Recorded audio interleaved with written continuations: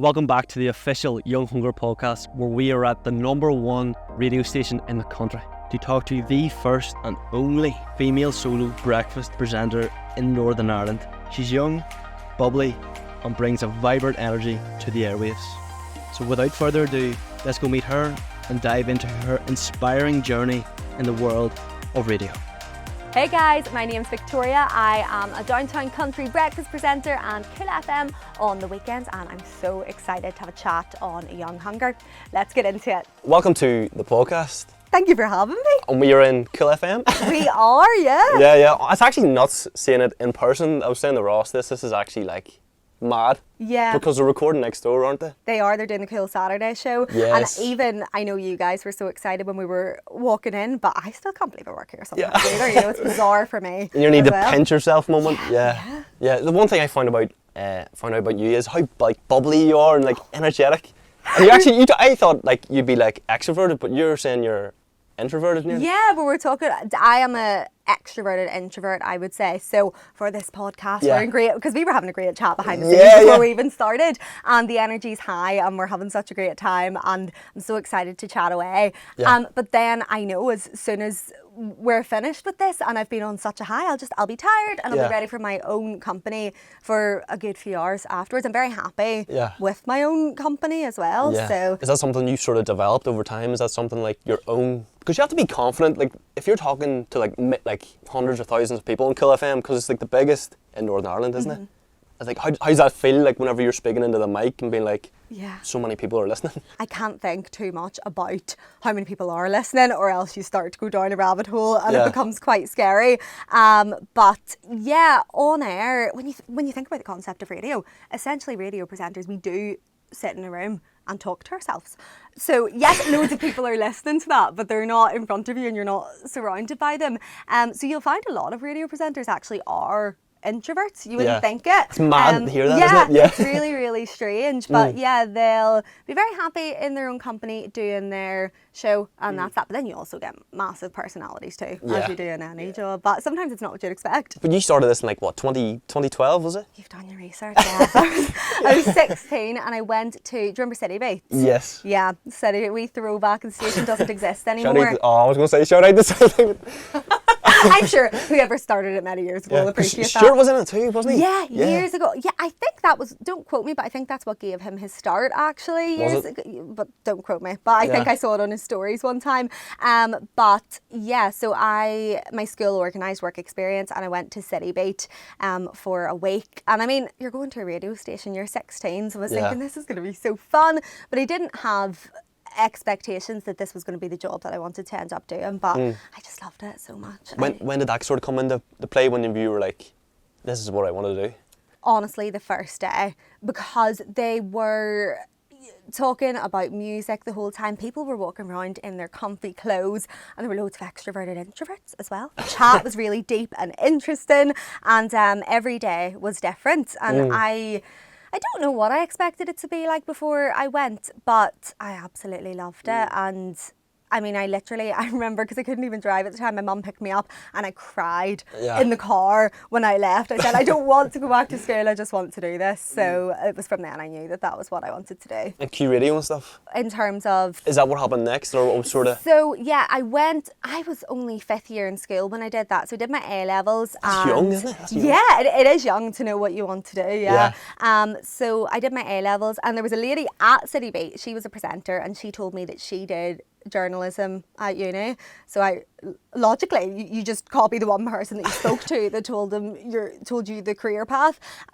So I did journalism at uni, and one of the things they told me at City Beat as well, which I still to this day so strongly believe in, even when anyone asks me about getting into this industry, is making connections. So when I was home from university, I was contacting stations left, right and centre. I would have went into like Q Radio and tried to do as much work experience as possible. The same with Cool FM, making connections in there, and it's because you sort of know those people, then you're more likely to get a heads up, like, oh, there's a show going, or this is the time to send in your demo or whatever. So and this is your dream job, isn't it? It is. I love it. And not many people that do their dream job at all, and here you are so young, nearly doing that. I know, and do you know what? Because obviously I did late nights for 3 years, which gave me my start, and I loved it. But I feel like we both have breakfast personalities, do you know? I feel like I'm a morning personality person because I have a lot of energy. So now I'm getting to do breakfast, and it's the dream. And then, so that's on Downtown Country during the week. And then at the weekends, I'm on Cool FM. Wow. Still doing the lates, but doing cover during the week and stuff. So it's the best of both. Would you rather do the breakfast, or would you rather, is there like a favourite you do? You're like, yes. So yeah, definitely. I love breakfast radio because people are making their journey to work, and you get to be a part of their day. You know, they're maybe so tired or trying to motivate themselves for the day ahead, and you know, they might send you a little message, and you have the power to put a smile on their face on the journey to work by playing a song or giving them a shout out or whatever. And then obviously it depends on the different breakfast shows. Country, I'm on by myself, so there's only so much that I can do. But a lot of breakfast radio, they'll be doing mad things, so the opportunities that it gives you as well is so cool. Yeah, and you actually have it written down here, but are you the first solo breakfast female presenter? Which is wild. It's a mouthful, that, isn't it? Yeah, I have to make sure I get it right here. So in Northern Ireland, I'm the first solo female to do my own breakfast show on the radio. How's that feel? Mad. I still can't believe that. Yeah, and it's you know, the guys at Downtown and Cool, they gave me that opportunity, which I just still can't believe that they had so much faith in me to put me on that. But I'm so grateful, and it's strange even hearing you say that out loud. You really need to remind yourself. Yeah. But like, even speaking to the microphone and stuff, that takes a great deal of confidence. Where does that come from? Where did that sort of develop? Is that something you always...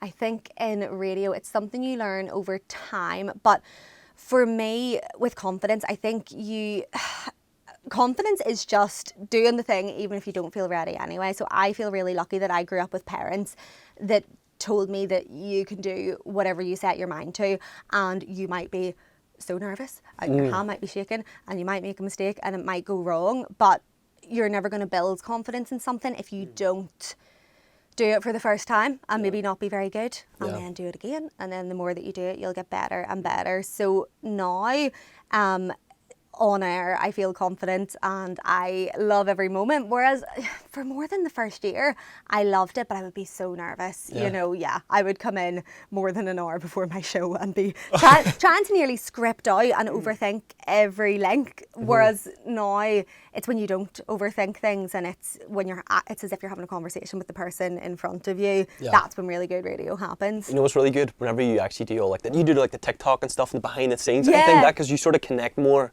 with the presenter. And what they're up to and stuff. That's pretty good. I'm so glad you've said that, because that's what I've been trying to do. With TikTok, a lot of people have a niche. Mine, I just try to kind of share my life and share the behind the scenes of radio. Because I remember when I got Instagram and would have followed, say, Pete, Paolo and Rebecca on Cool Breakfast, and that would have been years ago when I would have listened to on the way to work. And then discovering that I could have a wee nosy at their life and see what was happening alongside these people that you do feel that you know on the journey to work. I love that. And so, you show the highs and lows and stuff. It's just good. I try to. Social media in general, I'm sure, you know, you're very within this world too. You probably see it as well. People do show just the positive all the time, and even on air, I think people just want someone that's real. You know, obviously you can't put the microphone up and say, oh, I've had an awful day and wait till you hear my deepest, darkest secrets, but you can, you know, say, oh, wait till you hear what happened to me last night that annoyed me. So bringing that on air, and then also on TikTok behind the scenes, maybe being like, okay, so I was running very late and you now see me with my makeup on, but actually when I arrived to the studio, I was half ready and I got McDonald's breakfast on the way. It's you know, no one's life is perfect all the time, and I think people find it just much more realistic and easy to relate more. to. Because I've seen you like having a coffee and I'm like, this is interesting. I also have coffee. So what you were saying earlier, you did like Meghan Trainor and things and stuff like that there. How do you sort of cope with that? Like whenever something is so big like that, like on the world stage nearly. She's such a big star, isn't she? She really is. When I got that interview, I nearly felt like messaging management and said, are you sure you want me to do this one? But that was within the last 6 months. So I think, again, it's just the confidence growing. If I had have been interviewing Meghan Trainor 3 years ago, I would have been so much more nervous. But the more that I've done this job, I've kind of realise that they're just people too. That's what you need to do. Like, I'm sure when you invite people on for your podcast, when you strip away, this is this person from X, Y, and Z. Not saying I'm that person, by the way. You've had some, like, you know, big guests on. But when, you know, you just talk to them like you would your best mate, because essentially they are just people as well. And that's how you get past the nerves, and then you also get a genuine interest and chat out of them. What about if you interviewed Taylor Swift? Me and Taylor are obviously... You're a big Taylor fan, absolutely. aren't you? But the thing is, me and Taylor, like, we would be best friends in real life. I just know we would. So I wouldn't even need to prep for that interview. But then she'd probably think, how does this girl know everything about me? So I would actually have to try to unprep somehow, you know. Because I have a note here saying, mention Taylor Swift. But I think that's how she has built such an amazing brand, though. Because if you look at all her fans, she is kind of the girl next door, and people feel like they know her so much, and she shares a lot in her songwriting. But actually, what does she have for her breakfast, or what does she do at the weekend? We don't know. She's built a brand that makes people think that they know her so well, because she does share her vulnerabilities through her songs. But she hasn't totally overshared either. If you look at the marketing behind Taylor Swift, I think she's such a savvy business lady as well. Is that something you sort of want to... Do you want to interview her someday? What's the sort of... I mean, she played the SSE in Belfast. I think it was 2011. Imagine if Taylor Swift came to Belfast now. It would be madness. So whether she'll ever be back in Northern Ireland, who knows? But I would love to chat to her someday. I think even the journey that she's had in the industry, even from both the music and the personal perspective, from kind of being treated like she was this like stupid little, you know, young country artist not taken seriously by men in the industry, to like the biggest star. No, exactly. So I would love to talk to her about all of that. Yeah, but you were saying earlier you do like the breakfast and like sort of the later on in the day. What's your day look like? What's your sort of day in the life of Victoria? Well, I've a few months ago when I first started breakfast, it was very all over the place, because I came off the back of doing the late night radio every night to doing breakfast. So my routine was still in that way of falling asleep at 4 a.m. and then I would wake up at 5:30 for the breakfast show. But now, thankfully, I am in more of a routine. So I wake up most days at 5:30, and then the breakfast show starts at 7. So I'll do Down to Country breakfast 7 to 11. It was 10 when I started, but I've now extended it, which is great. And then after that, I try to get some form of exercise in every day, whether that is doing a hot yoga session or going for a walk or a run or something.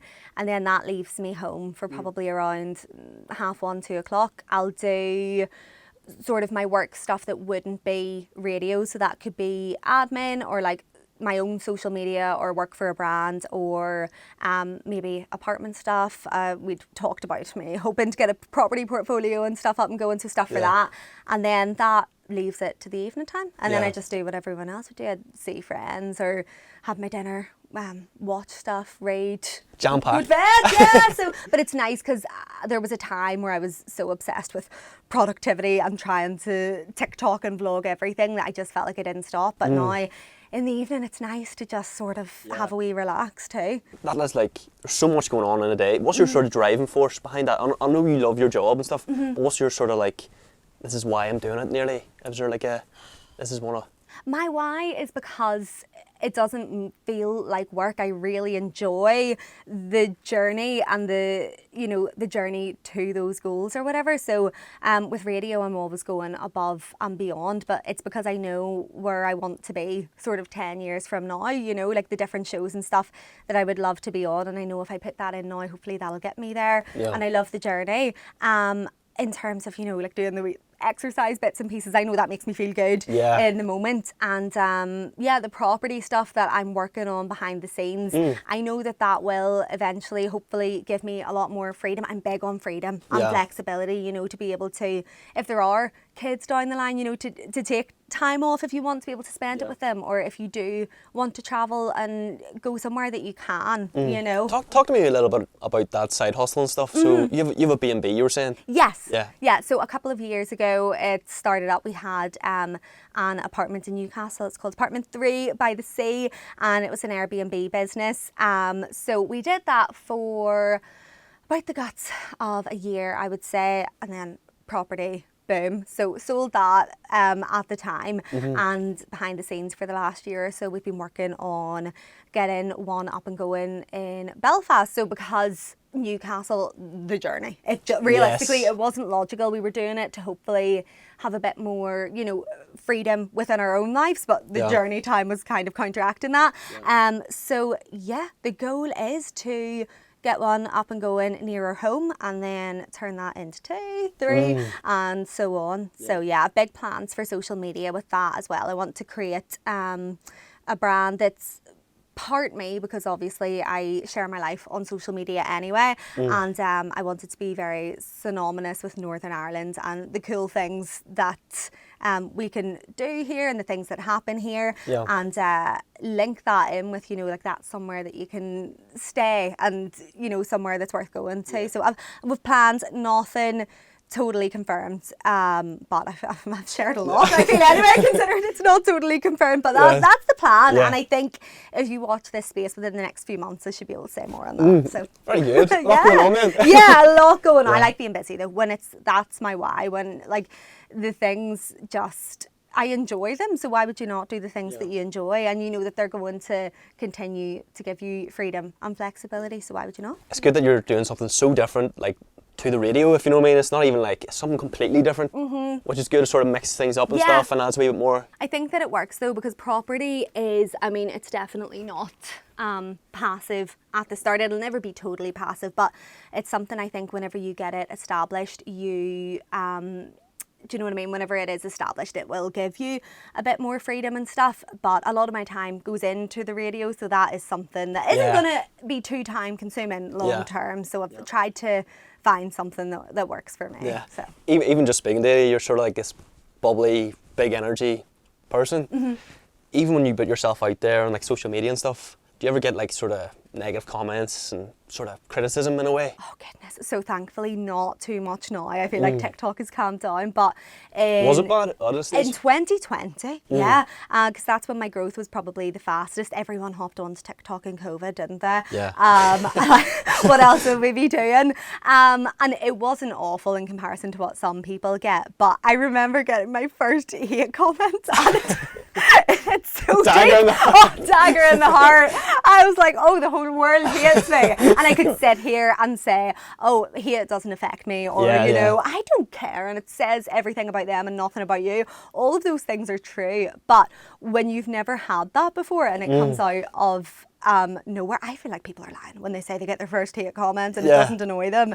But then, as with building confidence, the more that you do it, the easier it gets. As with hate comments, the more of them that you get, the less they cut deep, and it does get to the point where you just realise in this job it's par for the course. And it nearly makes you bigger too, doesn't it? That's the thing. Well, it's that, You're saying there your most growth was the same time you got the most. Well, this is the thing. It's, what is it? They call it the Pierce Morgan effect. I'm not saying I'm like Pierce Morgan, but if you're so middle of the road that no one's paying attention, whereas if I say, like, you know, I put my full personality on TikTok and I'd be chatty, I'd speak very fast or whatever, and some people love that, and you know, you get the interaction and stuff, but likewise that's going to irritate some people. You're never going to be everyone's cup of tea, and if you try to be everyone's cup of tea, you're going to be so bland and middle of the road that they won't have an opinion on you, but then you won't be interested. You find your tribe, really, don't you? Of course, yeah, and you just need to surround yourself with those people. You're still super young.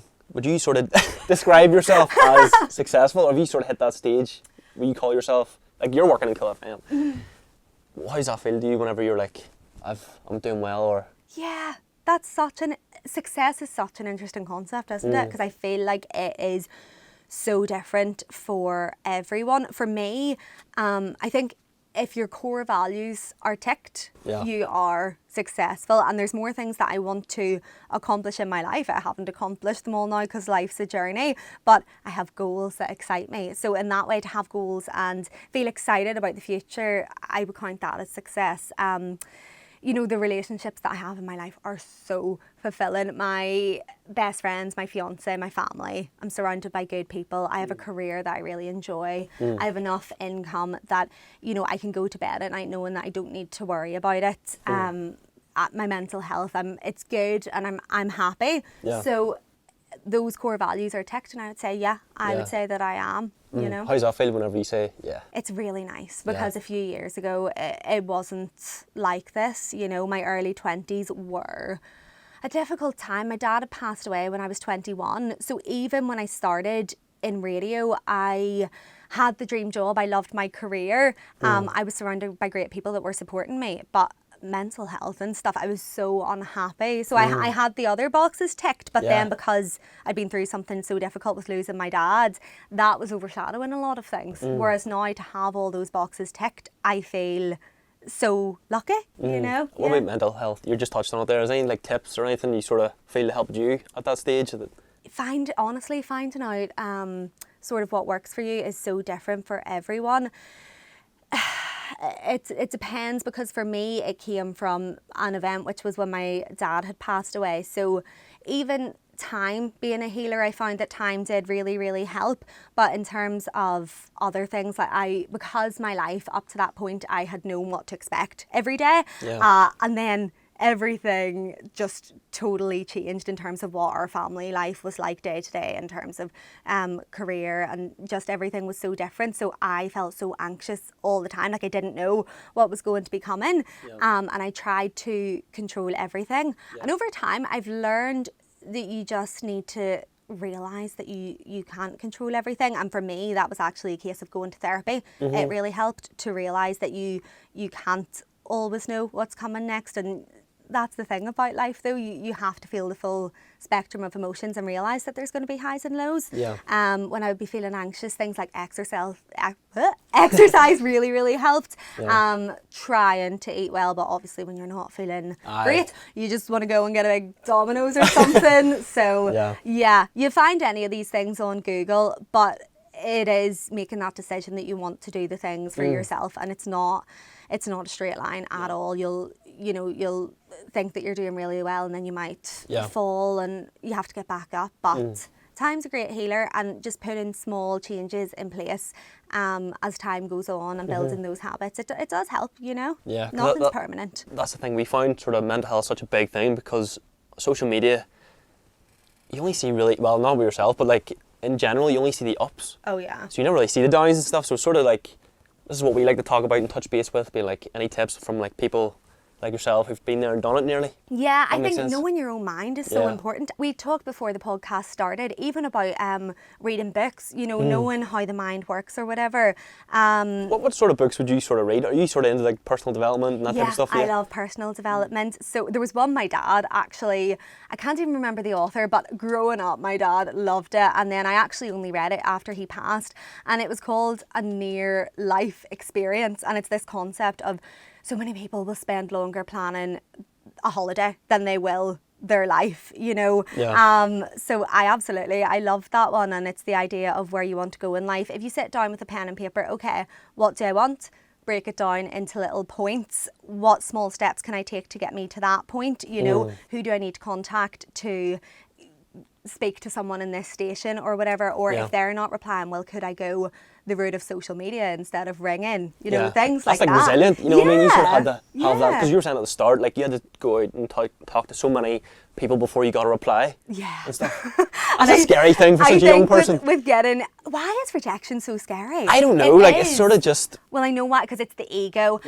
We kind of believe that it means something about us, you know, if someone doesn't reply or they ignore us or they say no, oh, there must be something wrong with me. But actually, if you strip it down and put it into perspective, now I view it as, oh, well, that person's probably just busy, or, you know, maybe there's not an opportunity going in this place or whatever, or maybe they've just had a bad day and they don't want to talk to anyone. There could be a million reasons, but I think as humans, we sometimes take everything so personally, and when you reach out to people, you're opening yourself up to the vulnerability and the chance of being rejected.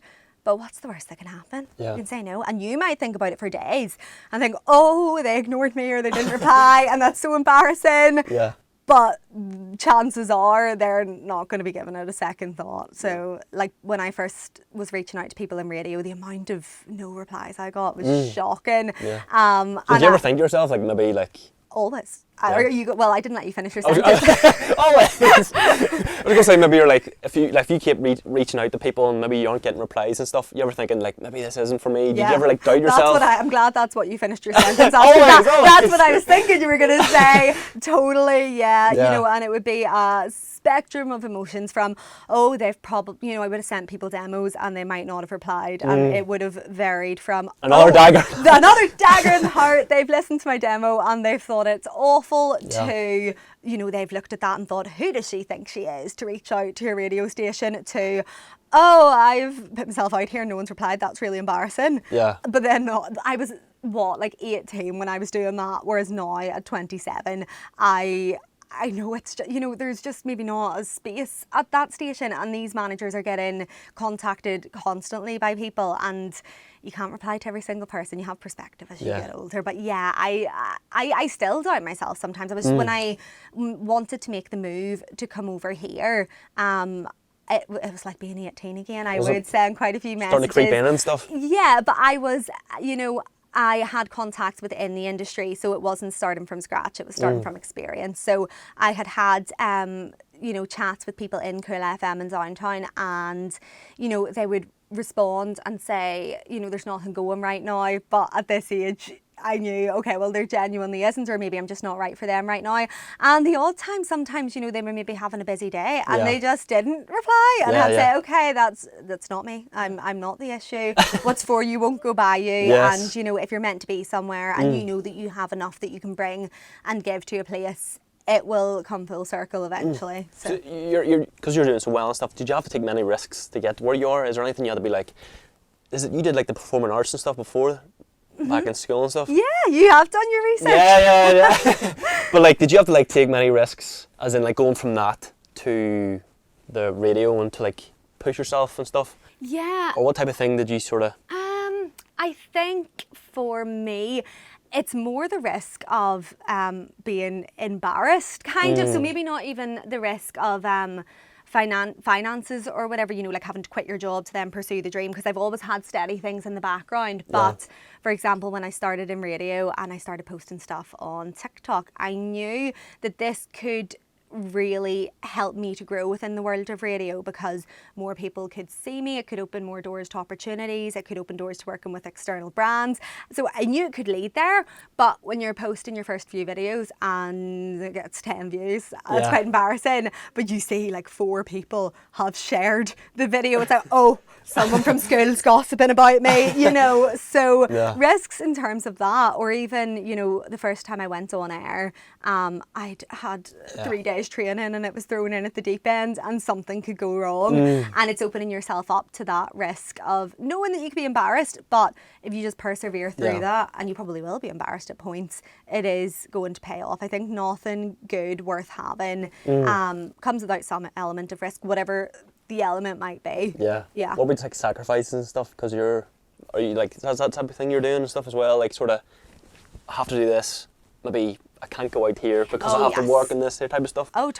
So obviously I did 3 years of late nights. So there's a big sacrifice in that, isn't there? Like, sort of, for the career. Yeah, every night out, or if there was something that ran on late at night, you would have to be that person that ducked out at 8:30, right? See you later. And off the amount of photos I have in that Q radio studio of me in like bedazzled like night out gear, because I came straight from an event or something to then do the show. And then likewise with doing the breakfast show, it's again, leaving things early because you don't want to have an awful show the next day or whatever. I love what I'm doing so much. I actually genuinely don't mind that. I get that vibe all. nearly. No, totally. Or if you have something booked in and then a really cool interview might come the same day. There's been days that me and Matthew were supposed to have a lovely date day, or we're supposed to be doing something with my mum, but say someone can only do an interview on X, Y, and Z a date, or there might be a show that I really wanted to cover, and then that's just a case of going to the person and saying, would you mind if I did this instead? Because I don't want to say no. But that as well is a case of boundaries and figuring out what you want and what's important to you. If I was cancelling plans all the time with Matthew or my mum or whatever, well then that's a problem. Yeah. But if it's a one-off or something that you really want to do, the people that know you inside out should know and say, yeah, like that's fine, because you know it's a one-off or whatever. But sacrifices definitely. Yeah. If someone was watching this now and seeing yourself, what advice would you give for someone watching this, looking up to you right now?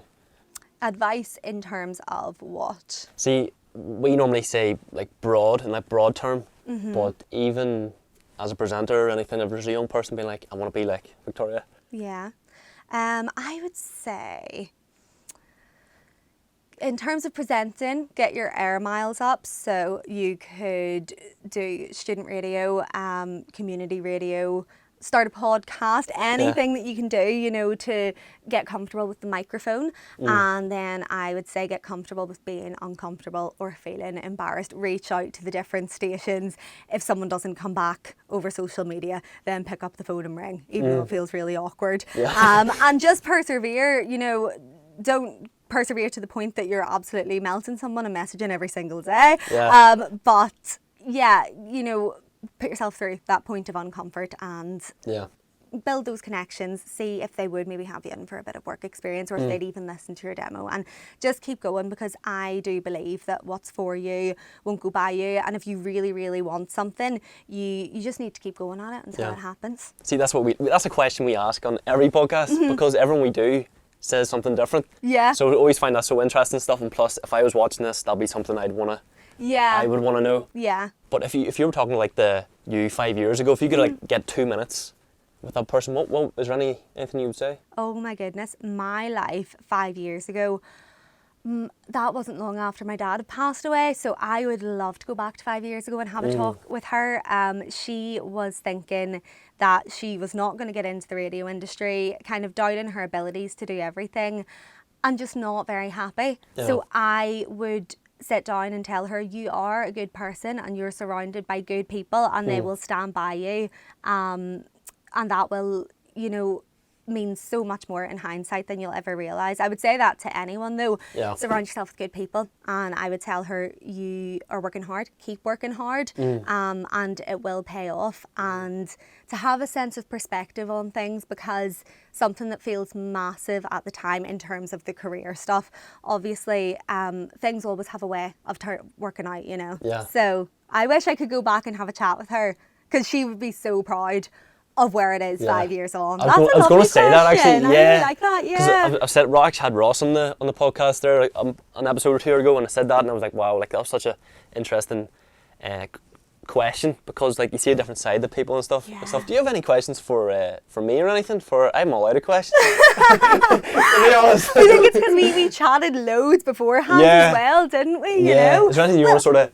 How do you find asking the questions and prepping the podcast and stuff? Because we had said beforehand we, you know, didn't want to talk about what we were going to talk about. It's hard not to. It is hard not to, but you're obviously well researched. But you know, how do you find what specific niches you want to go down, or do you find that it takes a different turn totally sometimes than the way you think it's going to go? I sort of just, if I have an interest, if I find it interesting, I'll maybe reach out to my brother and be like, what do you think of this person? He's very similar, you see. He's got his own sort of career and stuff lined up and stuff, so I sort of touch base with him, and I would say to Ross too, and sort of be like, what do you think? And then I'd do my research, because you have to do your research if you're going to speak to someone. And then I always find it's a lot, I'm an introvert, so I'd much rather ask the questions and listen than be asked the questions. But I always ask the questions instead of, like, we were talking about this before as well. It's really, is that weird being on the other side of? It is strange. Because again, I was talking earlier about trying to control everything in my life when I was going through that anxious stage. And this is very out of control, because who knows what you might ask me, and the camera's pointed. You didn't know the questions? No, I didn't. That was good from me that I said, that's fine. That's fine. It's ballsy, like. 100%. How have you found that this podcast has affected your mindset, and how did you come away from chats like this? Big time. Like me and Ross speak all the time about like what we took away, and sort of I think this is our 21st podcast or something. And each sort of podcast we take that wee thing away. And we always find that the people we speak to have like a similar mindset. It's like a trait or something that we find. isn't there? Like there's something. Yeah. Everyone's linked in such a unique kind of way too. You know what I mean? Yeah. Like even if it's in like Northern Ireland, I'd say like everyone is kind of connected, one way or another. And then it's kind of just finding that out by the questions you ask too, which is really, really fascinating, I find. Like. Yeah. Yeah. That's why we get on so well, because we think like that. You need to meet my brother. I feel like we'd get on like a house on fire. But this has been, do you not just feel like this has been like a chat between two mates? It's not felt like a camera's pointed in your face. Yeah. You nearly forget the camera's there, don't you? Like goodness knows what I'll say. I'll think back later on. Yeah. But This is actually something that we ask in most podcasts and stuff. But are you into like the law of attraction or anything like that? Oh or? yeah. Yeah. Massively, yeah. Has that sort of impacted your life in any way, or is that? Yeah, I in terms of manifesting, I'm so big on writing down my goals, and I'll actually visualize it to the point I'll feel a bubble in my stomach. Like I'll feel like I'm in that moment, like what it would feel like coming in to do my own show on Cool FM, getting my little coffee before the show, and putting up that theatre and looking around and thinking I work here. Like I could visualize that to the point I nearly feel like it's real, and then that will push me on to put the plans in place, you know, to what steps do I need to get to where I want to be.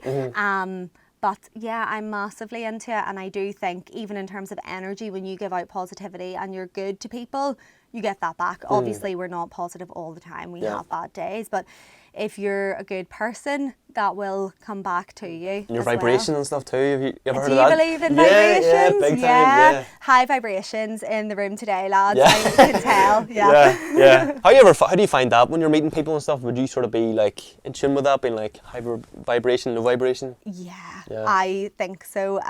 Do you get that? Big time. Yeah, we actually had a guest, and they said all about the vibration stuff, and I didn't know about it beforehand. But like every time I speak to someone, even if it's just in the street, I always sort of find it, if you know what I mean. It's sort of like the energy, and whether it's easy to chat to them and you feel like they're being genuine, or you know, if there's a different motive or they're closed off in some sort of way. Yeah. 100%. It's interesting. I feel like we're making ourselves the main character here. So yes, we can feel the vibrations and the energy, but you do. Yeah, you do. Know, big time. Yeah, big which time. is why I feel like this has been so fun today, because it's been very Have you had open. fun? I have. Have you had fun? I've had fun. Yeah. But I thought it was going to be fun whenever like I was thinking about it, because I was sort of visualising stuff, the conversation beforehand. And this is sort of how I actually had this on my wall, to be honest, didn't I? You were saying on the way here. I had Cool FM on the vision board. Love that. So whenever I was leaving the house, I was like, flip, like, here we are. Yeah. This is nuts, like. You see, and even vision boards, that visual reminder of what you want. My phone screen, my background on my phone is a vision board of all the little different things, yeah? And it's just that little subliminal reminder, and it'll push you to take small steps as well. Yeah, 100%. Victoria, thank you so much. Thank you so much. I've loved this. Yeah, I've really, really enjoyed it. That has been all from the official Young Hunger podcast. I hope you guys have enjoyed, and I'll catch you guys in the next one.